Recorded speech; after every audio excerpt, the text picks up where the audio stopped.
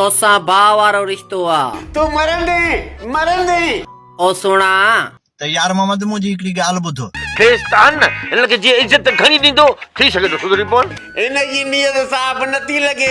हा माण्हुनि खे चयो त हिननि ते सुखाऊं ॾेई वञनि। न अगरबत्ती जा पैकेट वठी अॼो था ॿारियूं। जॾहिं आशिकी माशिकी वारो सम्झी न वाछर माण्हू किक पई ॻणंदी। अरे पापा पहिरीं मुंहिंजी ॻाल्हि त ॿुधो।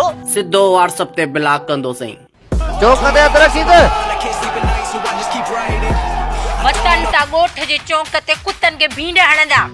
मां जॾहिं मरी वेंदुसि नसियत इहा कंदो साहब इहा तब्दीली पिनाई थी कराई थी माण्हुनि खे। पर कंजर माण्हू न मञंदा।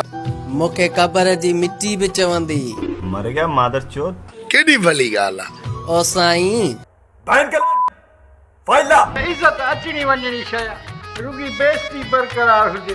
जंहिंसां तो मोहबत कई हुई न मोहब्बत जी ॻाल्हि कंदे कीअं खिसकी वई। यार मूंखे इहा ॻाल्हि सम्झ में नथी अचे। छो भला तव्हां सभिनीनि खे मरण जो शौक़ु आहे। उहो माण्हू वॾो बेकियास हो। रस्सी जल गई पर बल नहीं गया। सोणो सनड़ो हुजे पासे में हिते घर खां वधीक बेइज्जतो था कयो। कमायो न भेड़ जा ॾऊ। ओ बच्चा तू उनखे हरू भरू तू उन जे लाइ चवंदो आहे। पोइ सियारे में मज़ो न अचे त मां ॾोई बेड़ा बुटी मरणे कमेंट दा कंजर आदा तव्हां बादशाह साईं खे सुञाणो था। जेको चरे ना गॾु चुतूब आहे। शाबाश हुजई।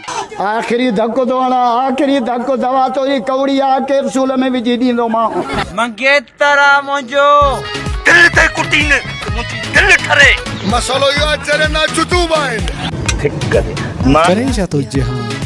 तू भला लन तो खाई जाता लो। तू इंसान नहीं फरिश्ता है। क्या पे फरिश्ता है। क्या किया इस बहन के ने। तो फेरी का कीमत न हूंदी आहे। इन्हनि सां गॾु रही सामने बेइज्जता थी। ओके खुदा हाफिज़।